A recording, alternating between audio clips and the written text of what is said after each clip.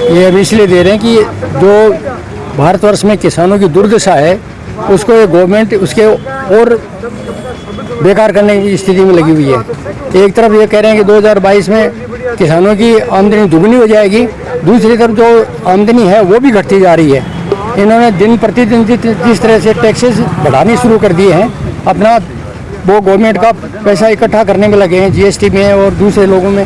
ये तेल, petrol, gas in पर जितना कॉस्ट नहीं है उसे दुगना तो टैक्स लगा दिया स्टेट गवर्नमेंट ने भी, सेंट्रल गवर्नमेंट ने भी।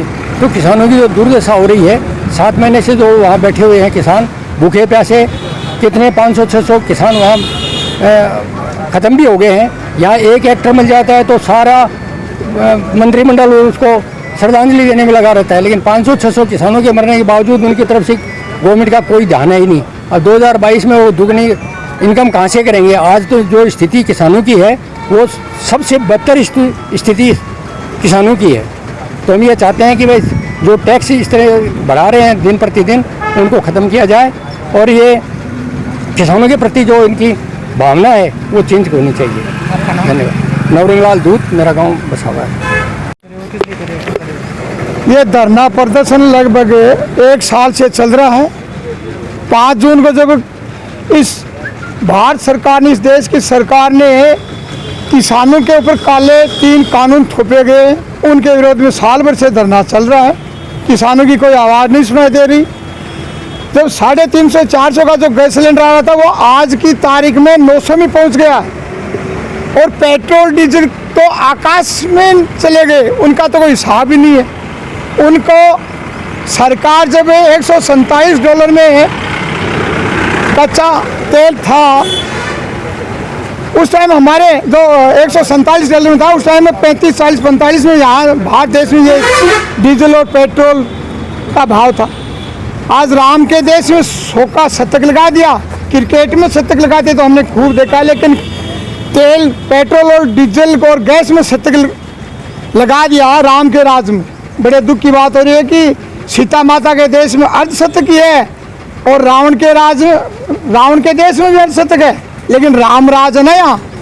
इस राम राज में शतक लगाया तो इस शतक के विरोध में जनता को राहत कैसे मिले? ये सरकार अपनी नीतियाँ अच्छी तय करे तब मिले। अभी एक आज से मैं एक नया और मेरी तरफ से बता रहा हूँ कि अकाल राहत बारिश की, आज 8 जुलाई की बारिश की न होने की वजह से पूरे प्रांत के, पूरे राज्य के अकाल की चपेट, भयंकर चपेट में राजस्थान आ गया है। तो मैं केंद्र और राज्य सरकार दोनों से निवेदन करना चाहूँगा कि अकाल घोषित किया जाए और अकाल राहत का कार्य शुरू किया जाए, ताकि मजदूर और किसान और ग्रामीण और शहरी जनता को कुछ राहत मिल सके।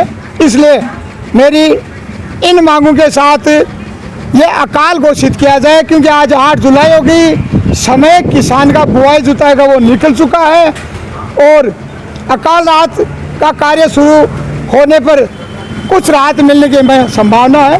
इन्हीं शब्दों के साथ हमारा अब जिले में इस आंदोलन को किसान एक नज़र से दिल्ली के चारों तरफ बॉर्डर पे बैठे किसानों के साथ लगी है, दूसरे अपने खेत खलिहान में लगी हुई है और तीसरी जब आवश्यकता हुई, यदि दिल्ली के संयुक्त किसान मोर्चा ने आवाज़ दी तो पूरे राजस्थान, पूरे देश के किसान हर जगह सड़क जाम कर देंगे। आवश्यकता है तो दिल्ली की संसद भवन के लिए, कूच के लिए भी अपने हर प्रकार के साधन को लेकर के रवाना होने के लिए तैयार खड़ा है। जय हिंद, जय भारत। आपका नाम?